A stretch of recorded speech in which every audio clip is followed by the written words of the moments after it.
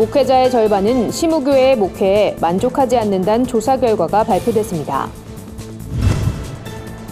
영성일기를 쓰며 신앙을 회복한 성도들이 간증을 나누는 자리가 마련됐습니다. 기독교대한 하나님의 성회 여의도 순복음총회가 신년 할애 예배를 드리고 올 한해 새로운 부흥을 위해 기도했습니다. 지난 4년간 관객들의 사랑을 받아온 뮤지컬 철로역정이 전국 투어 공연을 진행합니다. 안녕하십니까. 구티비 뉴스입니다. 목회자들의 절반은 심우하는 교회의 목회에 만족하지 않는다는 조사 결과가 나왔습니다. 목회자 5명 중 1명은 목회의 길을 선택한 것을 후회한다고 답했는데요. 자세한 내용 윤인경 기자가 보도합니다. 한국기독교 목회자협의회가 발표한 조사 결과에 따르면 심우교회에 대해 만족한다고 응답한 담임 목회자는 5년 전 71.8%에서 44.3%로 크게 떨어진 것으로 나타났습니다. 교회 전문사역과 전도활동을 비롯한 모든 항목에서 만족도가 최 50%를 넘지 못하는 등 목회 만족도가 전반적으로 저조하게 조사된 겁니다. 목회자의 소명에 대해 후회해본 경험을 물은 질문엔 응답자의 21.9%가 후회한 적이 있다고 답했습니다. 특히 40대 이하의 젊은 목회자들의 경우 34.7%가 후회해본 적이 있다고 응답해 어려움을 겪는 젊은 목회자의 고충이 드러났습니다. 교인 수가 줄다 보니까, 그러니까 어른뿐 아니라 교회 학교 전체도 다 어렵다 보니까 그거에 대해서 굉장히 좀 압박감을 좀 많이 받고 있는 것 같고, 이러다 보니까 한국계 목회자들 전체적으로 좀 이렇게 어떻게 보면 무기력증에 좀 빠져 있다고 할까? 어떻게 보면 이제 한국계 전체적으로 돌파구가 좀 필요한 시점이 아닌가. 목회자의 바람직한 역할을 묻는 질문에선 정직과 도덕, 이웃사랑, 언행일치란 응답이 42.8%로 가장 높게 나타났습니다. 특히 복음 전파가 목회자의 가장 중요한 역할이라는 응답은 16.8%에 그쳐 목회자들이 말로 전도하는 것보다 직접 삶을 통해 본을 보이는 게 필요하다고 생각하는 것을 알 수 있었습니다.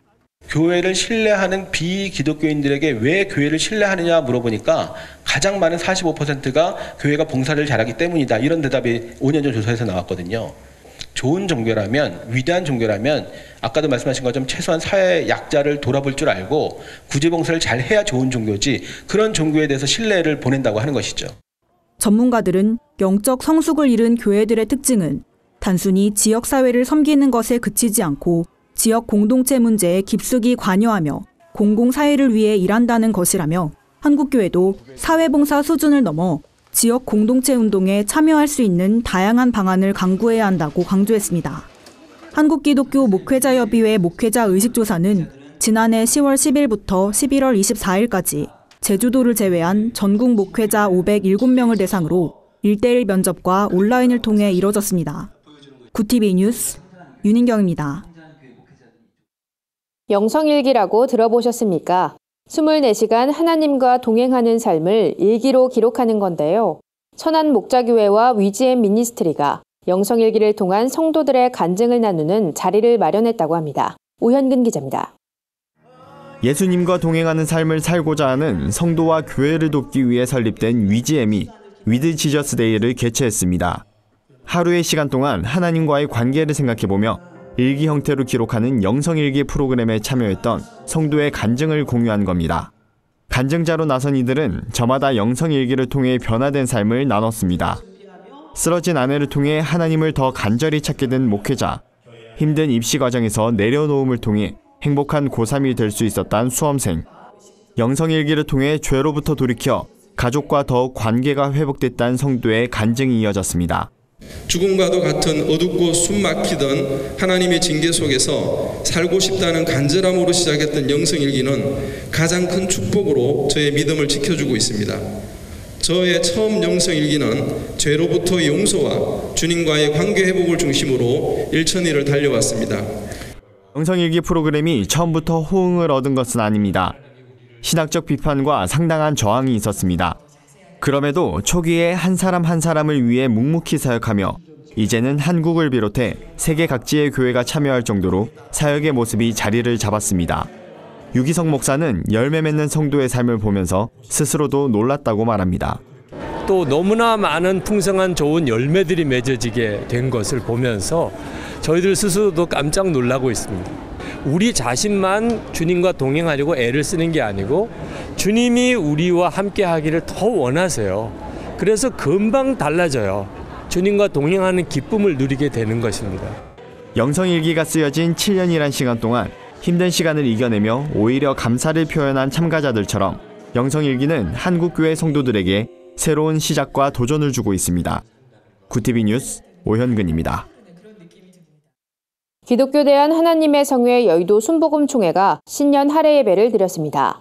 지난해 부족한 모습을 돌아보고 올 한해 한국교회의 회복과 부흥을 염원하는 자리였습니다. 설교를 전한 이영훈 총회장은 성도에게 성경을 가르치는 목사들이 지금까지 부끄러운 모습으로 교회를 섬겨왔다며 새해엔 기도하고 말씀을 전하는 데 집중하며 목사들이 먼저 하나님의 부르심에 합당한 삶을 살자고 권면했습니다. 이 총회장은 또 2018년은 오순절교회 선교사 입국 90주년과 건국 70주년, 여의도 순복음교회 설립 60주년 등 영적으로 깊은 의미가 있는 해라며 이 시기에 강력한 성령운동을 이끌어 교회의 본질을 회복하는 교단이 되자고 격려했습니다. 전국 각처에서 모인 기아성 소속 목회자들은 교단의 부흥과 한국교회의 연합, 국가의 안정을 위해 기도하며 한 해 동안 각 영역에서 하나님이 역사하시길 소망했습니다. 이어 서로 새해 인사를 나누며 올 한해 하나님이 주시는 평안이 가득하길 축복했습니다. 지난 4년간 약 800회 공연으로 관객들에게 감동을 선사했던 뮤지컬 철로역정을 이제 전국 무대에서 만날 수 있게 됐습니다. 올해 철로역정팀은 군산과 전주, 삼척 등 전국 투어 공연을 진행할 계획입니다. 세계적인 베스트셀러 존 버년의 소설을 원작으로 한 뮤지컬 철로역정이 세 번째 시즌으로 무대에 올랐습니다. 오는 4월 전국 순회 공연을 계획 중인 철로역정팀은 깊이 있는 스토리에 음악과 안무 등을 보완해 완성도를 높였습니다. 북촌아트홀 김창대 대표는 4년 동안 공연을 진행하며 지방 공연 요청을 수없이 받아왔다며 두려움과 걱정이 앞서지만 1200석 규모의 대극장 공연을 위해 배우와 음악, 무대 미술 등을 수정 보완하며 준비 중이라고 밝혔습니다. 서은영 연출은 뮤지컬을 만나게 될 많은 관객들이 믿음과 소망의 길에 서달한 부제처럼 주인공의 영적 성장과 고난의 과정을 통해 삶의 진리와 성경적 가치들을 발견하는 시간이 되길 바란다고 전했습니다.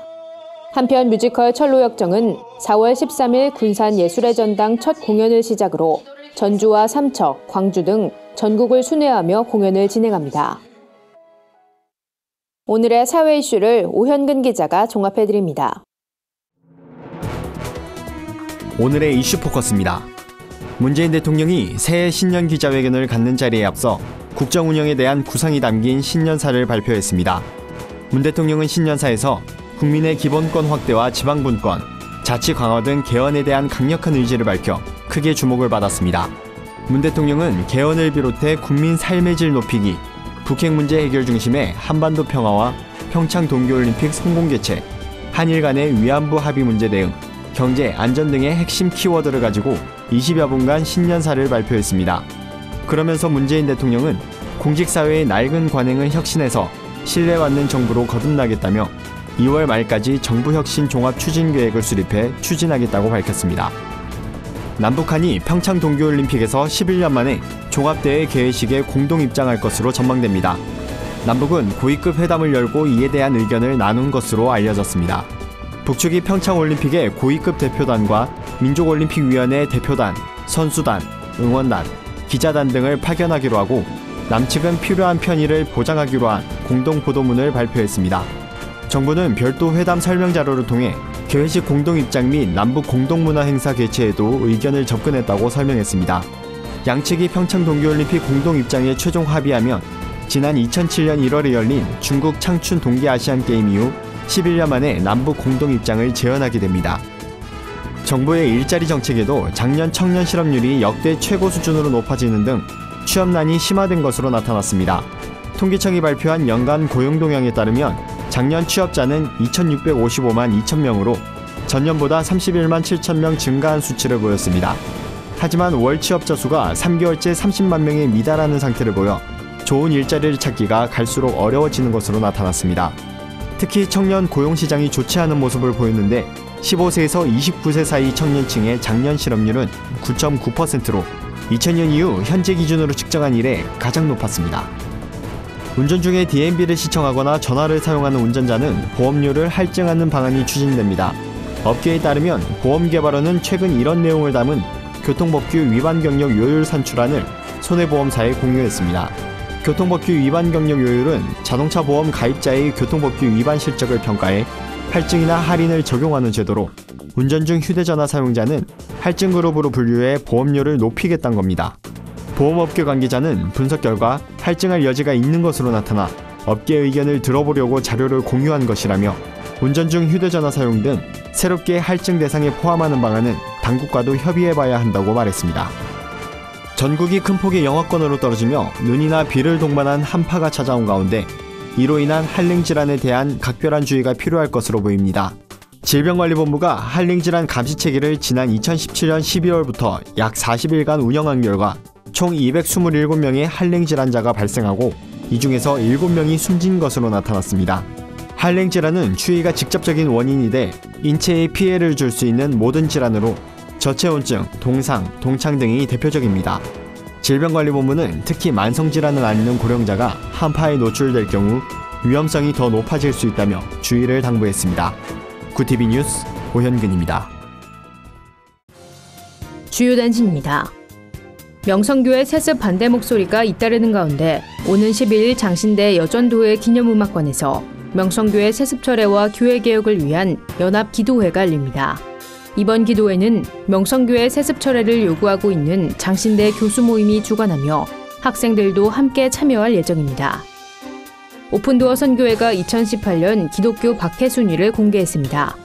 오픈도어 선교회에 따르면 북한이 17년째 1위를 차지하고 있습니다. 북한 이외의 10대 박해 국가로는 아프가니스탄과 소말리아, 수단, 파키스탄, 에리트레아, 리비아, 이라크, 예멘 아랍공화국, 이란 순입니다.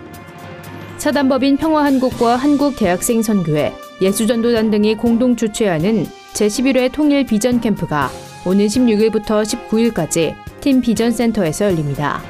평화의 땅 통일 코리아란 주제로 열리는 이번 캠프에선 통일시대를 준비하는 교회와 선교단체 사역자, 북한과 중국 현지 활동가들이 한자리에 모여 통일을 주제로 함께 소통할 계획입니다. 교회 음악인들을 위한 교회 음악 세미나 더 블레싱이 27일 사랑의 교회에서 개최됩니다. 이번 세미나에선 실제 찬양 사역 현장에서 적용할 수 있는 지휘법과 발성법, 합창 소리 만들기 등의 훈련법이 강의됩니다. 교회 예배를 담당하는 지휘자와 반주자, 찬양대원이라면 누구나 참여할 수 있습니다. 이상으로 뉴스를 마칩니다. 구티비 뉴스는 인터넷 신문 데일리 굿뉴스를 통해서도 보실 수 있습니다. 시청해주신 여러분 고맙습니다.